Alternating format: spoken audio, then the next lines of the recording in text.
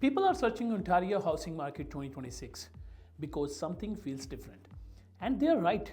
January MLS data just came out. What I'm saying is not what the headlines are saying. Prices aren't crashing. Inventory is rising in some areas. Interest rates are stable. But what almost no one is talking about is that jobs and the economy are becoming the real variable. In the next 7 minutes, I'll break down January's MLS numbers across Waterloo, Peel, Halton, and Guelph.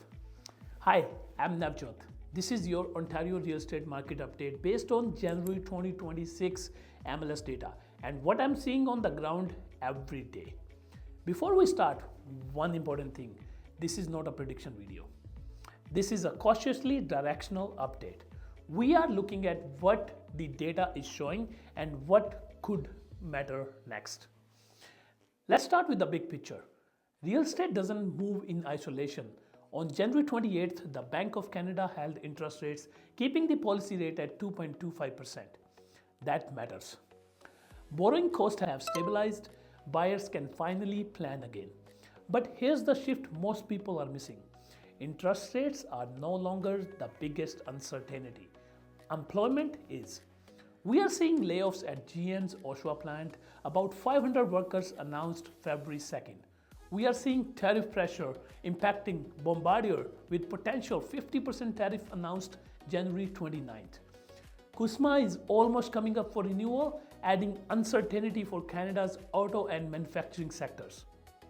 Even if layoffs don't hit every region directly, confidence changes quickly. And confidence affects housing demand. Add to Chinese electric vehicle entering Canada at lower tariffs. Right now, they mostly compete with Tesla, not Toyotas or Lexus. But if this leads to broader US tariffs, Ontario manufacturing could feel pressure. So, buyers aren't scared, they're cautious. And the caution shows clearly in January's real estate data. Let's talk about the Waterloo region. In January, 260 homes sold. That's down from 308 in December. There were 745 new listings. Active listings sit at 1,376, slightly down from December. Months of inventory is around 5. That's balanced territory. Here's what most people miss. Median price dropped from 670,000 to 662,000. But average price increased from about 718,000 to nearly 730,000. That tells us this is a split market. Smaller, well-presented freehold homes under $700,000 are selling faster. Larger homes over $1 million are still selling, but only when they are priced and staged correctly. I'm even seeing multiple offers on aggressively priced larger homes, but they are not blowing past market value. Buyers are disciplined. Condos are the weakest segment in Waterloo region right now. Rising condo fees and weak buyer preferences are putting real pressure on the market. Bottom line, Waterloo isn't weak. It's selective. Price it right, it moves. Overprice it, and it sits. Now, let's look at Peel. And this is where things get interesting. In January, 551 homes sold, down from 631 in December. New listings jumped to 2,123. That's nearly doubled in 1 month. Median price sit around $840,000, average price just over $921,000. But Peel is no longer one market. Mississauga and Brampton are behaving very differently. In Mississauga, 268 homes sold with an average price around $925,000.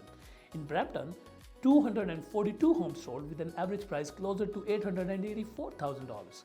In Brampton, seller motivation is being driven by stricter rental licensing, crackdowns on illegal basement units, rising property taxes, and buyer perception around crime. Many homeowners are actively choosing to sell. Mississauga feels more stable, more lifestyle driven, less regulatory pressure. Freehold homes under $1 million are still moving. Condos are struggling. And here's an important shift. Investors are still active, but they have changed strategy. Small residential investors are stepping back. Capital is moving towards multifamily and commercial plazas. Peel is shifting from an investor-led market to an end-user market. That changes everything. Let's talk about Halton. January sales dropped to 302, down from 383 in December. New listings jumped to 1152, up from just 454. Listings more than double. Yet, average price actually increased to about 1.13 million. That's a composition effect. Oakville averaged about 1.3 million. Burlington just over 1.03 million. Halton around 1.06 million. Halton Hills about 1.05 million. Here's the opportunity. For the first time in years, freehold options in Oakville are approaching the $1 million mark. That was nearly impossible at the peak. Freehold inventory is around 6 months. Balanced. Condo inventory is closer to 13 months. That's a buyer's market. 3 things are driving this inventory surge. 1. Mortgage renewals. People are renewing from 1.5% to 5%, are feeling payment shock. 2. Pre-construction condos, investors taking possession and listing immediately to avoid negative cash flow. 3rd, builder inventory.